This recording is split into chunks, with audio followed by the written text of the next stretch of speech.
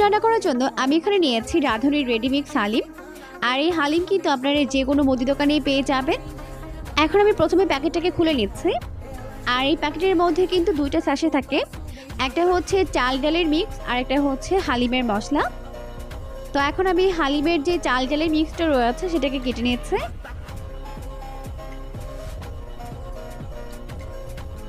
কেটে এরপর একটি বোলের মধ্যে এটাকে নিয়ে নিচ্ছে। এখন আমি এই চাল ডালের মধ্যে দিয়ে দিচ্ছি 2 কাপ পরিমাণ ফুটন্ত গরম পানি। আর এখানে অবশ্যই ফুটন্ত গরম পানি ব্যবহার করতে হবে। এখন খুব ভালো করে পানির সঙ্গে এই মিশ্রণটিকে মিশিয়ে নিচ্ছে।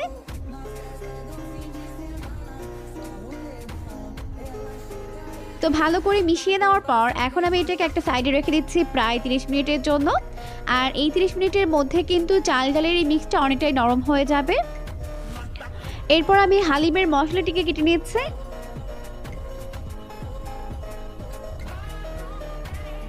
এটাকে কেটে এখন আমি একটি বোলের মধ্যে নিয়ে নিচ্ছি। আর এখানে কিন্তু আমাদের পুরোটা মশলা ব্যবহার করতে হবে। এখন আমি এই মশলা থেকে 1 টেবিল চামচ পরিমাণ মশলা উঠিয়ে নিচ্ছি। উঠিয়ে এটাকে একটি সাইডে রেখে দিচ্ছি।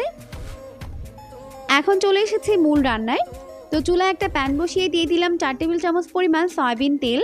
তেলটা ভালোভাবে গরম হয়ে গেলে এর মধ্যে দিয়ে দিলাম প্রায় 1/3 কাপ পরিমাণ পেঁয়াজ কুচি। এখন পেঁয়াজগুলোকে প্রথমে গোল্ডেন ব্রাউন করে ভেজে নিতে হবে। একটু সময় নিয়ে উল্টে পাল্টে পেঁয়াজগুলোকে গোল্ডেন ব্রাউন করে ফ্রাই করে নিতে হবে। তো এই পর্যায়ে পেঁয়াজগুলোকে গোল্ডেন ব্রাউন করে ফ্রাই করে নেওয়া হয়ে গেছে। এখন আমি এখান থেকে প্রায় 4 ভাগের 1 ভাগ পরিমাণ পেঁয়াজ উঠিয়ে নিচ্ছি। এটাকে পরে ব্যবহার করব।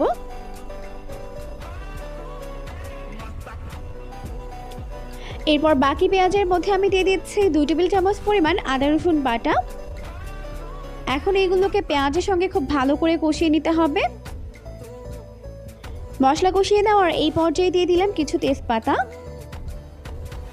এখন যাতে মশলা পুড়ে না যায় এর জন্য অল্প একটু পানি দিয়ে দিলাম। এরপর এর মধ্যে অ্যাড করে দিচ্ছি 2 চামচ পরিমাণ লাল মরিচের গুঁড়া। খুবই সামান্য পরিমাণে দিয়ে দিচ্ছি হলুদের গুঁড়া। দিয়ে মশলাগুলোকে খুব ভালো করে কষিয়ে নিচ্ছে। তো মশলাগুলোকে কষাতে কষাতে যখন এরকম তেলটা উপরে ভেসে উঠবে তখন আমি এর মধ্যে রেডিমিক্স হালিমের মশলাটিকে দিয়ে দিচ্ছি। এখানে কিন্তু আমি আর কোনো মশলা ব্যবহার করব না। এখন এই মশলাটিকে খুব ভালো করে আবারও কষিয়ে নিতে হবে। তো অল্প একটু পানি দিয়ে আবারও মশলাটিকে ভালো করে কষিয়ে নিয়েছি। এখন আমি এর মধ্যে অ্যাড করে দিচ্ছি 400 গ্রাম পরিমাণ চিকেন। আমি এখানে হাড় সহ চিকেন ব্যবহার করেছি। আর সেম রেসিপিতে আপনারা কিন্তু চাইলে মাটন কিংবা বিফ দিয়েও এই হালিমটাকে রান্না করতে পারবেন। এখন এই মশলার মধ্যে চিকেনগুলোকে খুব ভালো করে উল্টে পাল্টে কষিয়ে নিতে হবে। আর এই পর্যায়ে কিন্তু এখানে কোনো প্রকার পানি অ্যাড করার দরকার নেই, কারণ চিকেন থেকে কিন্তু পানি বের হবে আর এই পানিতেই চিকেনটা অনেকটাই সিদ্ধ হয়ে যাবে। তো এখন 5 মিনিটের মতো এটাকে ঢাকা দিয়ে রেখে দিচ্ছে। 5 মিনিট পর দেখতেই পাচ্ছেন ঢাকনাটাকে উঠিয়ে নিলাম। এখন কিন্তু চিকেন থেকে অনেকটাই পানি বের হয়েছে। তো এটাকে নেড়ে চেড়ে পানিটাকে টানিয়ে নিলাম। এরপর আগে থেকে পানিতে ভিজিয়ে রাখা চাল ডালের মিশ্রণটিকে এর মধ্যে দিয়ে দিচ্ছে। দিয়ে চিকেনের সঙ্গে খুব ভালো করে এটাকে মিশিয়ে নিতে হবে। তো চিকেনের সঙ্গে চাল ডালের মিক্সটিকে ভালো করে মিশিয়ে নেওয়ার পর এখন আমি এর মধ্যে অ্যাড করে দিচ্ছি ফুটন্ত গরম পানি। আমি এখানে 2 কাপ পরিমাণ ফুটন্ত গরম পানি দিয়ে দিচ্ছি। আর অবশ্যই গরম পানি ব্যবহার করবেন, তাহলে কিন্তু টেস্টটা ভালো হবে।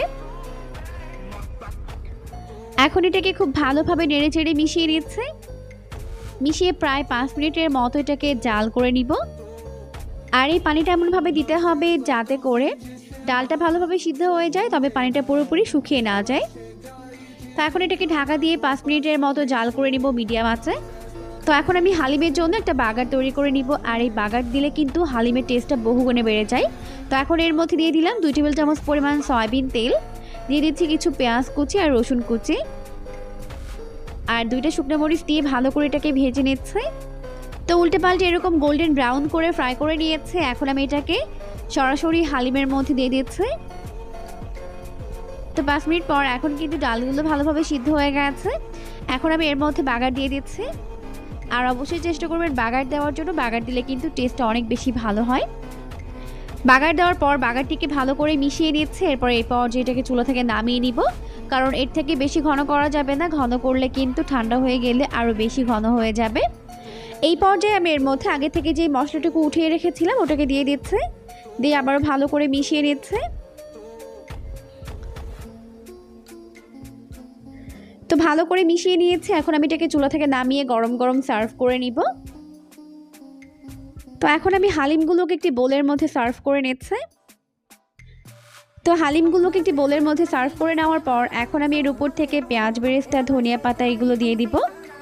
তো আমি প্রথমে যে পেঁয়াজ বেরেস্তা উঠিয়ে রেখেছিলাম ওগুলো দিয়ে দিচ্ছি। এরপর ধনিয়া পাতা, জুলিয়ান কাট করে নেওয়া আদা কুচি, লেবু দিয়ে দিচ্ছে। আপনারা আপনাদের পছন্দ মতো সাজিয়ে নিতে পারবেন।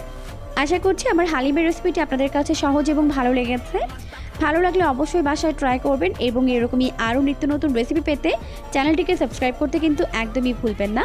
পরবর্তী ভিডিও দেখার আমন্ত্রণ জানিয়ে আজকের মতো এখানেই বিদায় নিচ্ছি। সবাই অনেক বেশি ভালো থাকবেন। আল্লাহ হাফেজ।